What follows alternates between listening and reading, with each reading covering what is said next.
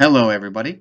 My name is David Kazarchuk, and I am the Associate Director for Development Programs at ADRA Canada. And my role for this project, if it hasn't already been mentioned in a video at some point, I am going to be the supervisor for the project manager who you will be working with directly for this project, which will be Shote. I am her support as well as the support for the finance manager for this project. Also, in terms of communication, I am going to be the person responsible for all communication with global affairs. So when it comes time to sending reports, asking questions, um, negotiating on points, setting up meetings and getting permissions for things, this is my responsibility, and this is my role with the project. So I'm the bridge between the people doing the work and the communication with where the money's coming, the funder. Today, I'm going to be going over with you the contribution agreement and the project agreement. These are two critical documents for the project, and I'm going to be going over with you what are the important points to know from each one of these documents.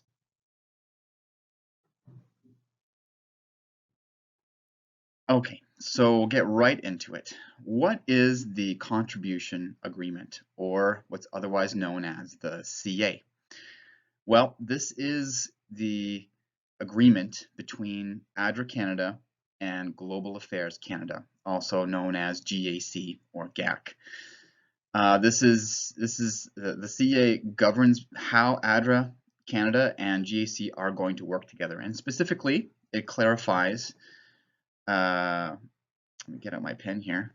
What each entity is responsible for, how each entity is going to communicate with each other, how funds are going to work, and most importantly, what are the rules by which we all must abide in order to fulfill this agreement. Now, over the course of the rest of these presentations and orientation videos, you're going to hear, and over the course of years, you are going to be most likely hearing a bit about the CA. CA this and CA allows that, or according to the CA this, and why is this so? Why is the CA so important? Well, the reason is because at the end of the day, despite whatever is in proposals, despite whatever is in emails, the CA tells us what we must deliver for this project, and it gives us the rules around which we must deliver it.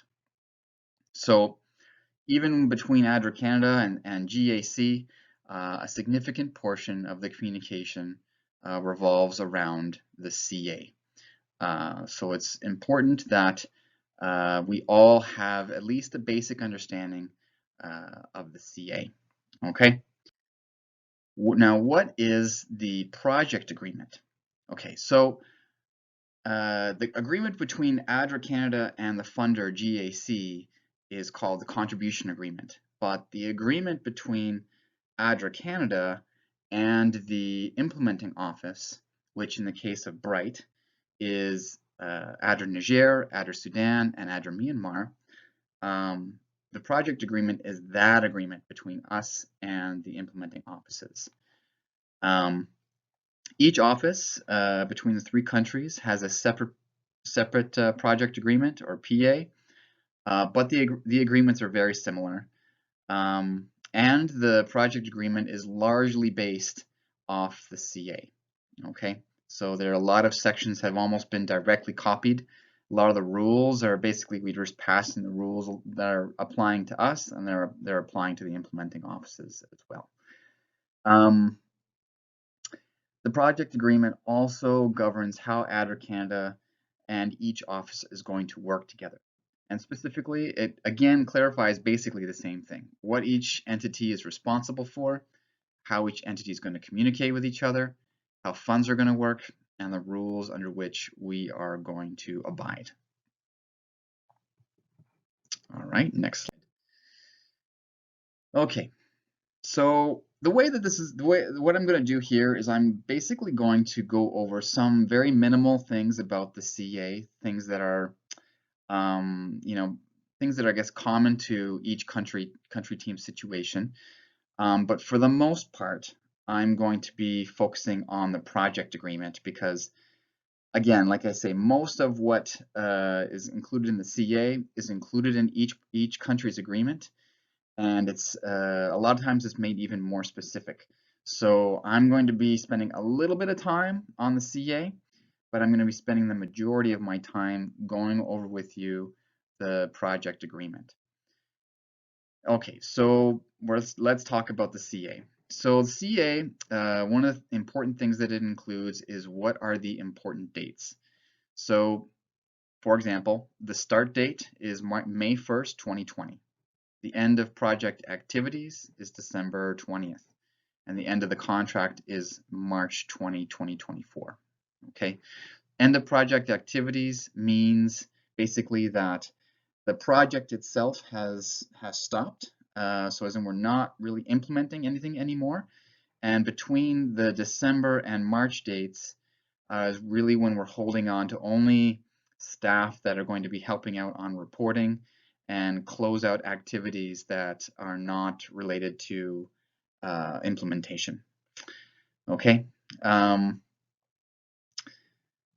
The CA also covers the things that survive for at least 3 years after the end of the contract. So for 3 years after the end of the contract, GAC can still visit the project, and also ADRA Canada can as well.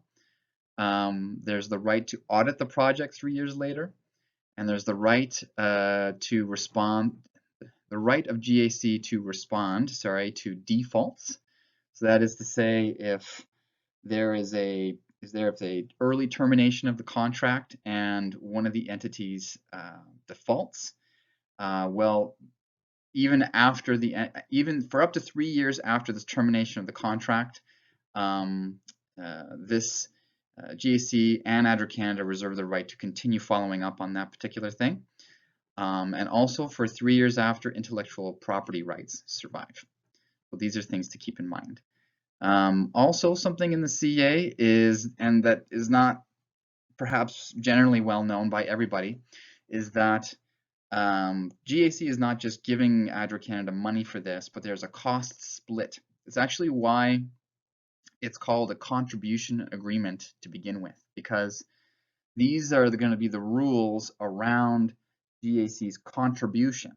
And GAC's contribution is 83 or 84% of the project, of the total project cost. And ADRA Canada's share of the project is 16%. Now, this is an $11 million project. So, do the math, 16% of 11 million is no small number. So I think it's good for everyone to be aware that there's a sizable contribution to this project coming from ADRA Canada.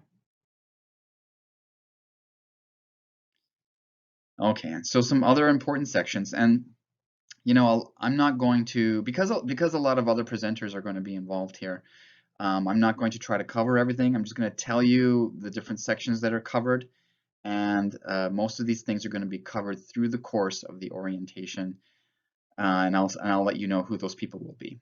Okay, so the CA describes the project and its goals. This is going to be covered by Chote through the course of the orientation. How success of the project will be measured. This is going to be covered by Salanga, our implementing partner for, our partner for M&E. What are the financial requirements? This is being covered by Charmaine. What are the reporting requirements, which is covered by Chote? What are the environmental requirements, which is covered by Steve Matthews? What are the gender equality requirements, which is covered by Diana?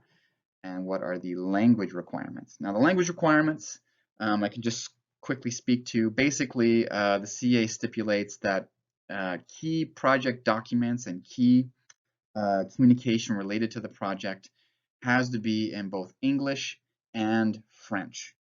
Now, considering that we have an implementing partner, ADRA Niger, who it's a country that's very strong in French. I highly doubt this is going to be a problem, but this is the first time that we are running into this particular requirement. So it's going to take a little bit of questions for us and to find out exactly what's needed here. But that is indeed covered in the CA. Okay, so now moving on to the project agreement.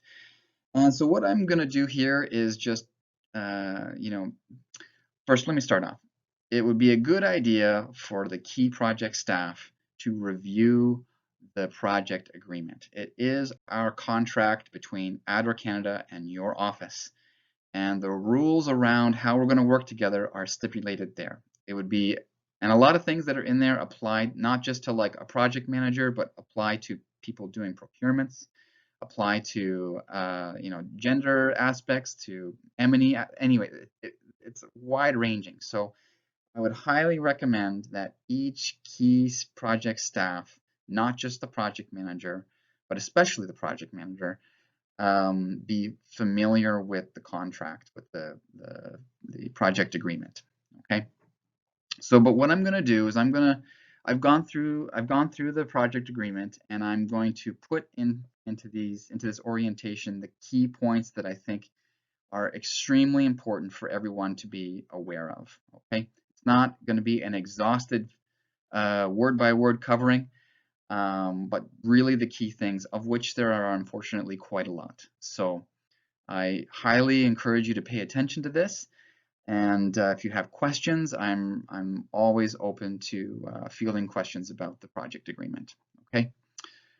Okay. So first, the targeted beneficiaries. So for each country, there is a targeted number of beneficiaries that's in your contract, that's in your project agreement. So that number cannot change without an amendment to the contract. Okay, so please be careful as the project goes about who your target beneficiaries are, where they're located, and the numbers in particular. Okay, it's happened on a few projects here and there that these numbers have changed without really talking to us about it. And we find out a little bit too late about what to do about that. And it has a lot of repercussions, especially between the relationship between us and GAC. Okay, so please be aware of what your particular team's target beneficiary numbers are. Expected outcomes are covered in the project agreement. Okay, and this is mostly and largely defined by the logic model. The logic model is going to be covered by Choate in another orientation, but suffice it to say that in the logic model, the outcomes are clearly stipulated as far as what we're looking to happen here, what we've all agreed to do. And Choate will go over that, but this is indeed a contractual obligation. Results-based monitoring and evaluation, i.e., how will the success of the project be measured? This is largely defined by the performance measurement framework, which has not yet been finalized. And actually, in the contract, it says that there will be a further amendment once the performance measurement framework has been finalized. In the performance measurement framework, all the indicators are listed on how the success of the project will be measured, and targets are set for each indicator. Okay, so once those targets are set, so let's say we're increasing, education for a particular group by X%, those targets then will become part of the contract, part of the project agreement. Activity planning. So it's stipulated in the contract that the PIP will be the method of agreement between between our two offices on how we are planning activities. This will be covered by Choate in another orientation. Gender considerations. This will be covered by Diana. There's a gender analysis to do. There's a gender equality strategy to do. and these things will be integrated into the project flow, but those things will be covered by Diana. Okay, project management. One of the things stipulated in the project agreement is that the project has to be managed for results, not just tasks. So what that's getting at is, this is a project that is here to increase education for vulnerable girls. Now that's going to be split up into a number of different tasks, right? So for example, one of the tasks is going to be to train teachers, okay? So doing training for teachers, and we're going to target that, let's say, I don't know, 1,000, just as an example, 1,000 teachers are going to be trained. Okay, so the teachers get trained, they're all done, but the question is going to remain about what is the result of that training, and has that training actually resulted in the outcome of the project, okay? Because at the end of the day, we're not just looking for tasks to be ticked off a list, we're looking for results, and we're looking for outcomes. And it is expected that each team is going to manage their project for the results, not just for the tasks. Okay. Problems that are affecting results have to be reported to the ADRA Canada team as soon as possible. Okay, as soon as anyone gets the idea that, I don't know, something hasn't gone as well as it should, and that there's going to be a problem when it comes to reporting time, bring that thing up right away. And this is actually stipulated in the contract. Like any time that there's a risk that the results might be affected, report it to ADRA Canada as soon as possible. Spending variations. So this is going to be partially dealt with by Charmaine in her presentation, but on a year-by-year basis, and actually on a month-by-month basis, you're going to be expected to put together a cash flow, and then that cash flow is then combined with everyone else's cash flows and sent to Global Affairs as a forecast for a particular year, and then it's a budget for the entire 3 to 4 years, right? Now, if it is through the course of a year, when the project team gets the idea that there's going to be a spending variation on a cost category, so that's to say that let's use the travel cost category. If you're going to overspend on travel by 11%, then that means you need to come to ADRA Canada, go to your project manager at ADRA Canada, and request permission in advance of spending that.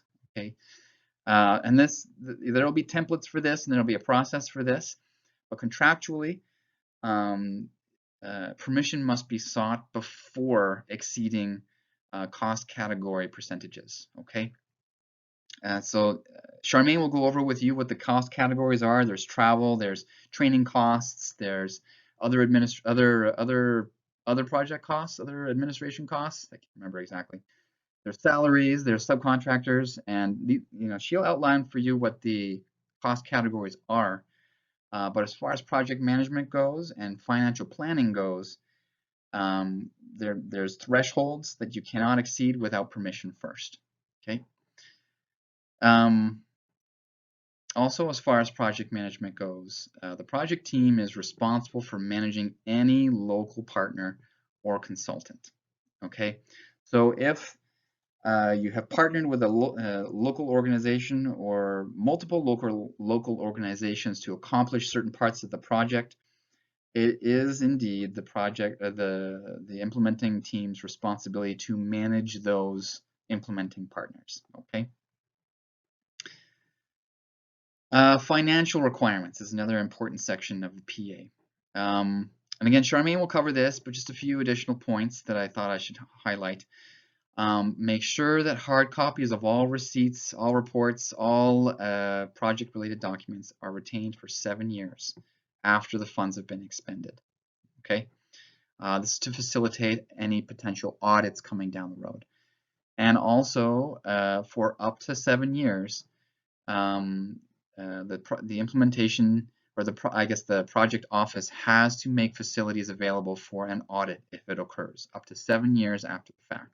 Okay, and this can be ADRA Canada staff, it could be GAC staff, basically anybody who ADRA Canada designates, or ADRA Canada themselves can conduct this audit.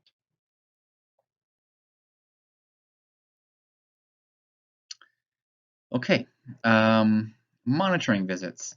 So basically what the contract says is that the implementing office must facilitate regular visits from ADRA Canada and from the funder, which is GAC.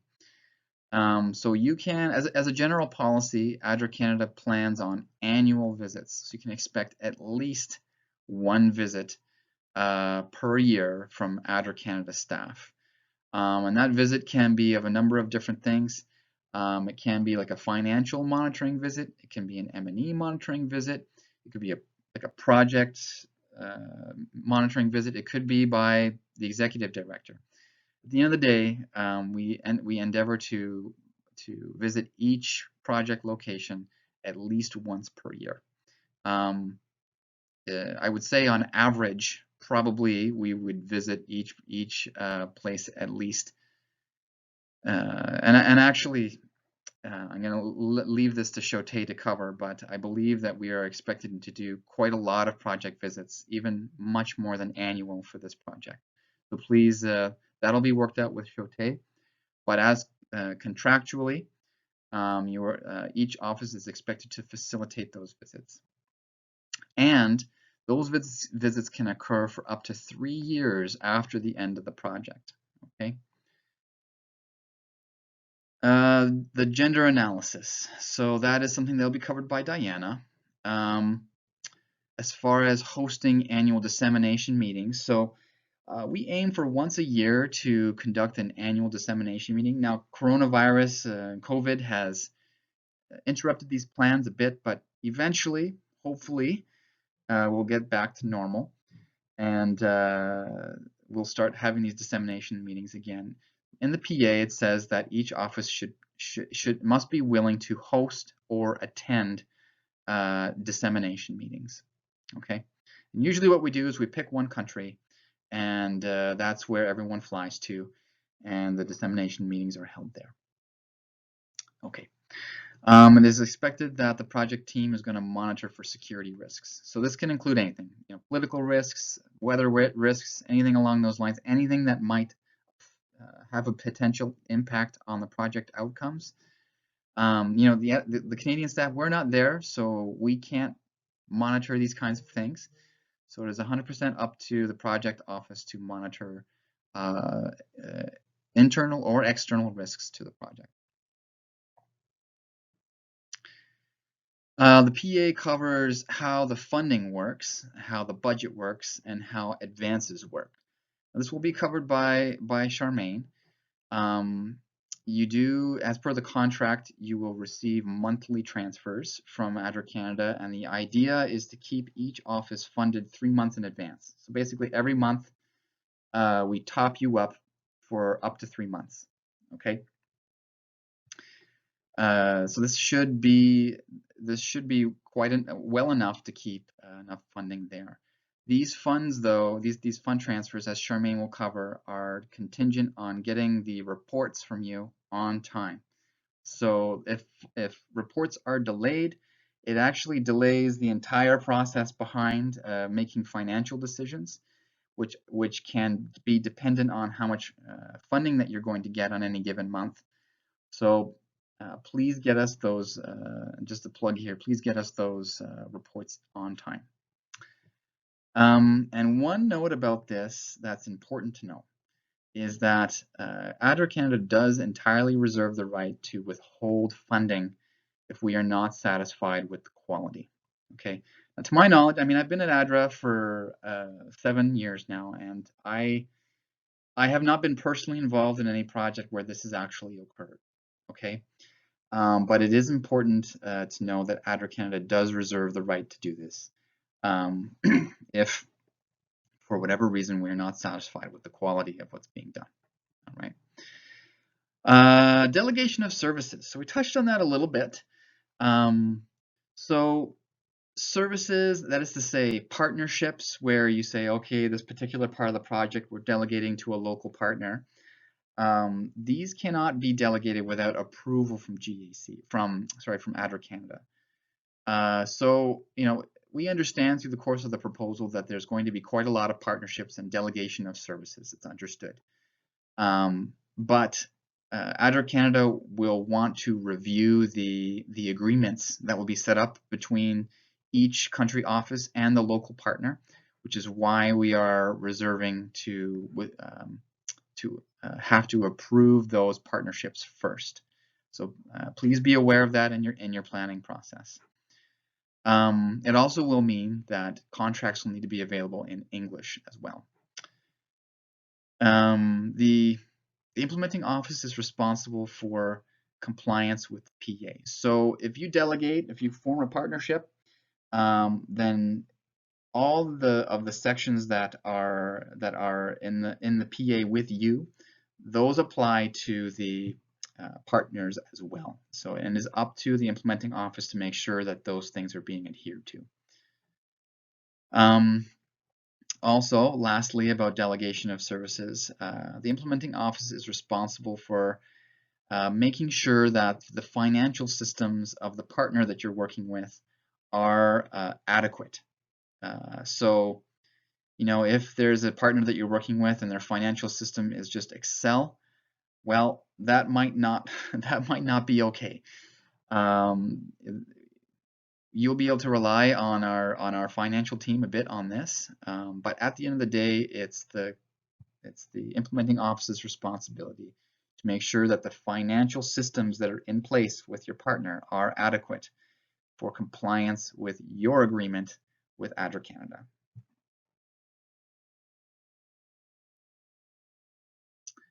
Okay, confidential information. Okay, so there's a section in there about confidential information. So basically, what it's saying is that on behalf of both organizations, things like analyses, projects, maybe isn't very specific, but reports, technical, financial, budgetary information, proprietary concepts, processes, methodologies, and intellectual property. These are things to be considered these are things that are to be considered confidential information. So, i.e., not to be shared without talking to us first. Okay. So things like templates, things like reports, these things, while on one hand there's a responsibility for us to share information, for you to share information, especially with stakeholders, on the other side, it needs to be communicated with us what's planned to be shared, okay? So that we have a chance to weigh in. 9 times out of 10, it's just like when permission is sought, yes, absolutely, go ahead. But that information needs to be asked. That information needs to be sought permission before sharing. Protection of personal information. So what the contract says is that we are basically going to respect the personal information of our beneficiaries for this project. I believe also as well as individual, like team member personal information. Just as a general thing, we should try to, especially when it comes to beneficiary names, we should avoid sharing between us entire lists of individual names, okay? Because this can be very easily shared in a way that can endanger our beneficiaries. These things shouldn't really even be shared with ADRA Canada. There are specific exceptions to this, like for example, if we're conducting a monitoring visit, we reserve the right to randomly pick who we would like to visit, but that involves being able to look at a beneficiary list. Okay, that can be done in a way where ADRA Canada doesn't have access to the whole list, but is still able to. We still are able to pick randomly from the list. Okay, so that's just something to be aware of. that we don't easily share information. Things like aggregated information, like percentages. So saying like, X% of teachers have had a X behavior change. That's fine. But to say that teacher X who lives in X village is doing this, that is going too far, and that's putting the teacher at risk. Okay. Anti-terrorism. So these are the types of things like anti-terrorism, anti-corruption, and sanctions, which we're going to be coming up later. These are things that are quite often glossed over, but I need to make sure everybody understands. Okay, it's very simple. Number one, we don't work with terrorists. It should be an obvious. Okay, who are the terrorists? Well, there are 3 lists to consult. Okay, the Criminal Code of Canada list. There's this RIUNRST list, and then there's this UN Consolidated Sanctions list. Okay, the links are there. The links are in the contract also. So whenever you're going to be signing on a partner, whenever you're going to be working with suppliers, procuring materials, before you get into contracts, before you do any business or money changes hands at all, check these 3 lists to make sure that those organizations, those companies, those businesses are not there. Okay? There's also a sanctions list. And again, the sanctions list, there's only one list to check, which is this GAC sanctions list, which you can find at that link. That link is also available in the contract, that you can click on it and go to it. Political activities. So just in case no one is aware, no funds may be from Bright may be used for political activities. Okay, we don't sponsor politicians. We don't get involved with political rallies. Essentially, these projects should be apolitical entirely, and that there is no area for any kind of confusion on this. Okay, so if there is any risk that anything that you might be doing might be confused as being political, do not quit. Insurance. Just a note here, the implementing office is entirely responsible for insurance. So whatever the rules are for your local areas, please follow those. These are not things that we are aware of. In Canada, we are sure to follow the rules here. So just to say, it's entirely your responsibility to insure your employees. Public recognition. Okay, so this is kind of a double-edged thing. So on the one hand, the implementing office is responsible for ensuring visibility of the project. Okay, so that means signs, that means things that are going on. We want the public to be generally aware about what the project is doing. And actually, when it comes to the reporting part, there's actually a specific communication plan that GAC is asking for that is targeted exactly to this. So they want to know, a year in advance, what is it that you're planning on doing for public recognition, for communicating what the project is doing to the general public in your respective countries. But on the flip side, so while GAC and while we want to make sure there's public visibility, those types of things need to be approved in advance. Okay, so any public announcements, so like press releases, things of that nature, those, especially press releases, need to be approved in advance, and a 20-day notice is needed. So 20 days before a press release, the wording of the press release needs to be sent to us. We will immediately send that to GAC for their approval. And that approval is needed before the press release can take place. Okay, and just being involved with this in the past, I have seen maybe 1 out of every 4 times that a press release is sent to GAC for approval, changes come back. Okay, so it's not just a rubber stamping thing. There's a particular department at GAC that deals with this, and they need a bit of notice in advance. Okay, and the last thing here about public recognition is that this is a bit of a hard one sometimes to wrap our brains around, but all public-facing content has to be approved. And I see my pictures here covering up parts, but this includes signs, it includes t-shirts, it includes umbrellas, it includes, basically anything. Just think about it this way: anything that you're planning on putting um, the the Bright logo on there, like the ADRA logo with Bright underneath it, or anything like that, needs to get approval from GAC first. This also includes magazine articles, anything that, including websites, anything along those lines needs to be approved first before it is released to the public. And I realize this can be a bit of a pain, and it's going to be something that everyone's going to have to get used to. But just keep in mind, if we're going to go visit the field, you're going to get visits from us, and we're going to see a t-shirt design that we haven't seen before. Well, that's going to prompt us to say, well, when did you seek approval for this t-shirt design? And unfortunately, it is to this level, but this is indeed, what it needs to be. Okay. Okay. Fraud. So this is the fraud section here is a bit new to us as well. This is something that has come up recently. And basically it's that any allegation or actual case of fraud has to be reported immediately, no matter the dollar amount. Okay, so if someone is accused of stealing, $5, that needs to be reported to ADRA Canada.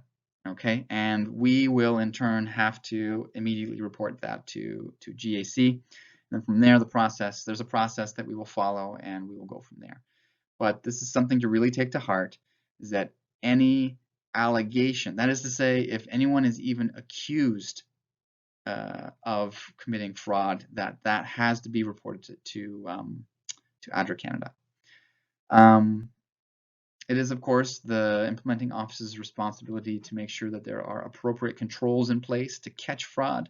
Okay, this is something that is not covered in the orientation, will be covered at some point about how to make sure you have minimal controls in place for fraud.